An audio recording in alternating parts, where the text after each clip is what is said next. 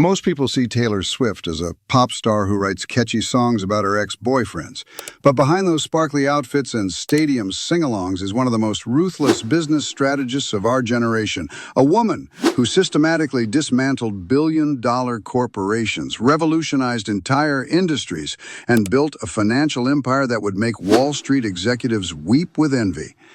In the next 16 minutes, we're counting down the 5 most calculated, brilliant, and absolutely savage business moves that transformed a Nashville teenager into a billionaire who owns her destiny. Because what you're about to learn isn't just entertainment. These are masterclasses in negotiation, market disruption, and wealth building that could change how you think about business forever. Number 5. The Apple Music takedown, forcing a $2 trillion company to reverse policy in 24 hours. June 21st, 2015. Apple Music, backed by the world's most valuable company with $178 billion in cash reserves, announces their new streaming service with a bold strategy. Give users 3 months free, but pay artists absolutely nothing during that trial period. Zero. For a company that charges $1,200 for a phone, this was peak corporate arrogance. But they made one critical miscalculation. They underestimated a 25-year-old pop star from Pennsylvania. That Saturday, Taylor Swift sat down and wrote what would become the most expensive blog post in tech history. In her Tumblr letter, she didn't attack Apple's business model or demand special treatment for herself. Instead, she positioned this as a moral issue about supporting emerging artists. This is about the new artist or band that has just released their first single and will not be paid for its success. But here's where Swift's business genius really shows. She didn't just complain, she leveraged the one asset Apple desperately needed, her music catalog. Swift announced that her blockbuster album 1989 would not be available on Apple Music. This wasn't just any album, this was the record that had generated $78 million in revenue and contained massive hits like Bad Blood and Shake It Off. Within 24 hours, Apple's senior vice president Eddie Q was tweeting a complete reversal.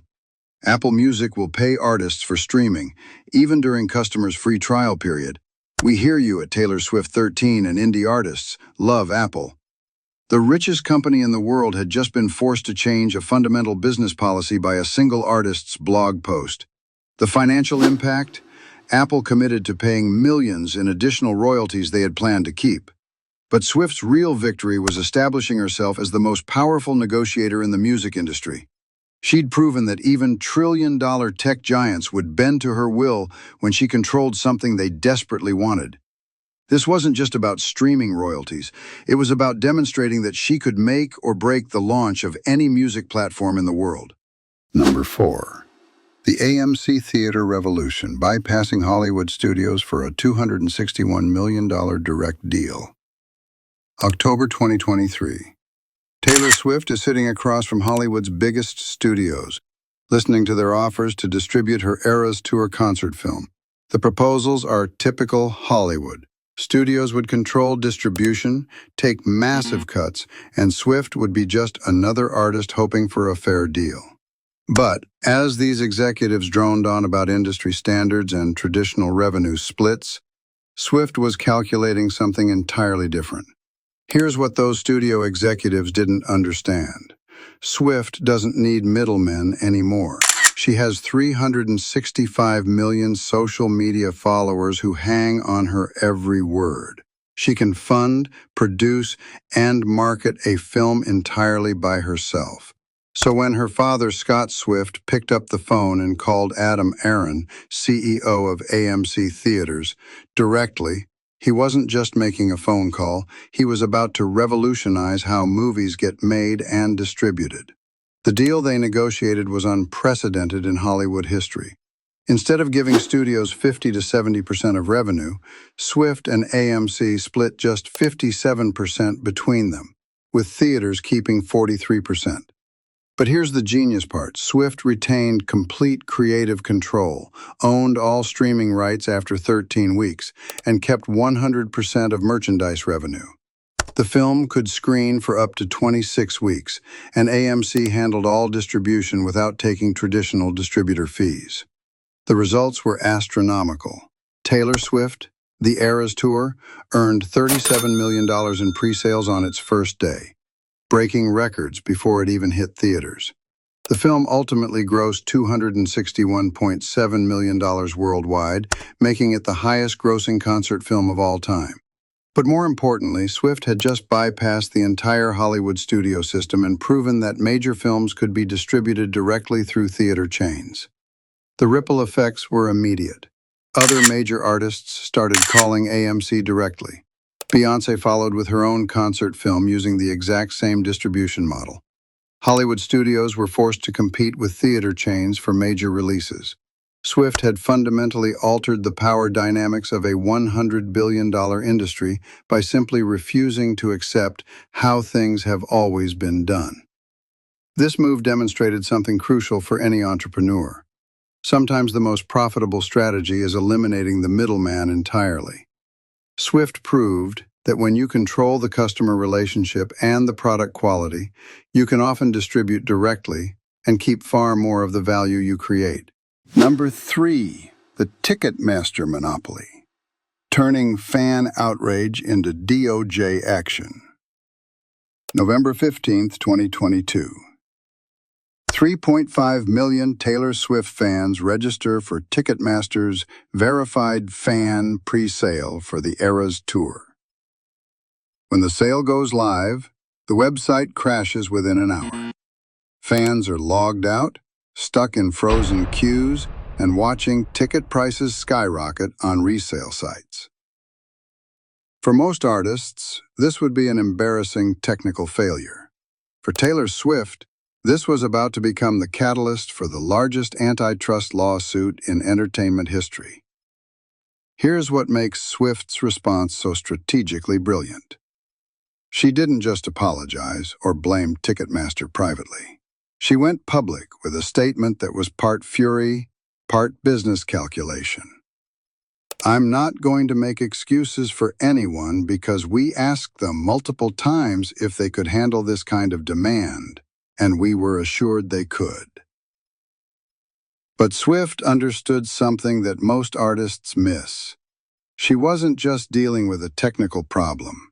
She was exposing a monopoly that had been exploiting fans for decades.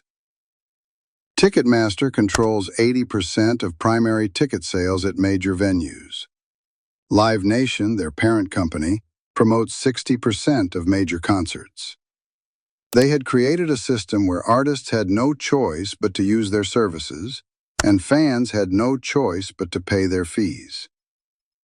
Swift's fan outrage became a political movement. Senators from both parties hauled Ticketmaster executives before Congress. The Department of Justice launched a full antitrust investigation. By May 2024, the DOJ filed a lawsuit seeking to break up Live Nation and Ticketmaster entirely, a case directly sparked by Swift's tour debacle. But here's where Swift's business genius really shows. While her competitors were quietly accepting Ticketmaster's monopoly, Swift was documenting every failure, every broken promise, every instance where fans were cheated. She'd built the legal foundation for the biggest antitrust case in entertainment history, not through lawyers, but through 3.5 million witnesses who experienced Ticketmaster's incompetence firsthand. The financial impact extends far beyond Swift's tour. This could break up a monopoly. It could save concert-goers billions in fees and give artists real choices in how their tickets are sold. Swift didn't just expose a problem. She created the political pressure necessary to solve it. She turned a technical failure into systemic change that will benefit every artist and fan for decades. Number 2, the master recording revenge. The $400 million re-recording empire. June 30th, 2019. Taylor Swift learns, along with the rest of the world, that music executive Scooter Braun has purchased Big Machine Records for $330 million, giving him control of the master recordings for her first 6 albums. For most artists, this would be game over. The masters generate revenue from streaming, licensing, and synchronization deals forever. Losing them is like selling your house, but being forced to pay rent to live in it. But Taylor Swift isn't most artists. Within hours of the announcement, she publishes a Tumblr post that will reshape the entire music industry. All I could think about was the incessant manipulative bullying I've received at his hands for years. But this wasn't just venting. It was a declaration of war, disguised as a blog post. Swift's counter-strategy was mathematically beautiful in its simplicity. She couldn't buy back her old masters, so she would create new ones that sounded identical, but were 100% owned by her. Starting in November 2020, she began re-recording every song from her first 6 albums, using the publishing rights she had retained to create Taylor's version of each record. The business execution was flawless. When Fearless, Taylor's version, was released, the original album was charting at number 157 on Billboard. Within weeks, the original had dropped 19% in sales and fallen off the charts completely, while Swift's version debuted at number 1. This pattern repeated with every re-recording. Red, original, dropped 45%. Speak Now dropped 59%. 1989 dropped 44%. But Swift's revenge wasn't just personal, it was systematic business destruction. Every time someone streams a Taylor's version song, Swift gets paid instead of Braun. Every commercial license, every movie soundtrack, every TV show that wants to use her music now pays Taylor Swift directly. She had rendered Braun's $330 million investment nearly worthless, while building her own $400 million catalog empire. The industry impact was immediate. Universal Music Group doubled the re-recording restriction period in new contracts. Artists started demanding master ownership in negotiations. Record labels realized they couldn't just buy catalogs and expect passive income forever. If the artist has enough power and fan loyalty, they can devalue those masters entirely. By 2025, Swift completed her ultimate victory. She purchased her original masters back from Shamrock Capital for an estimated $360 million.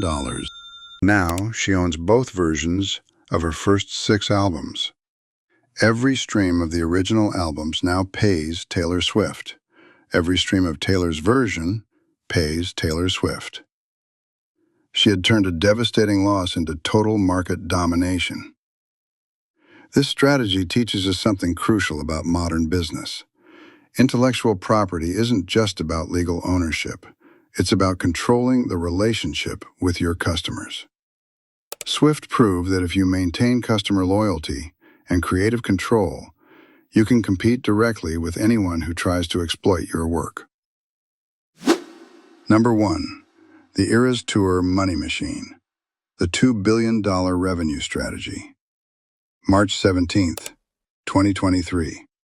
Taylor Swift kicks off the Eras Tour in Glendale, Arizona with a simple concept: perform songs from every era of her career. In a single 3.5-hour show, what she actually created was the most profitable touring enterprise in human history, a $2.07 billion revenue machine that redefined what's possible in live entertainment. But here's what separates Swift from every other touring artist. She didn't just plan a concert series, she architected an economic ecosystem. The average ticket price was $204, but Swift controlled every aspect of the experience. She negotiated directly with stadiums, managed her own production, and created merchandise that fans would buy regardless of price. The numbers are staggering when you break them down per show. With 149 shows averaging 67,000 attendees each, Swift was generating approximately $13.9 million in gross ticket sales per performance. But the real genius was in the margins. After paying stadium costs, staging, and promoter fees, Swift was keeping roughly $5.6 million in profit per show from tickets alone. Then came the merchandise revolution. Fans were spending an average of $50 each on tour merchandise, generating $3.35 million in additional revenue per show. With cost of goods at 20% and stadium cuts at 30%, Swift was keeping about $1.67 million in merchandise profit per performance.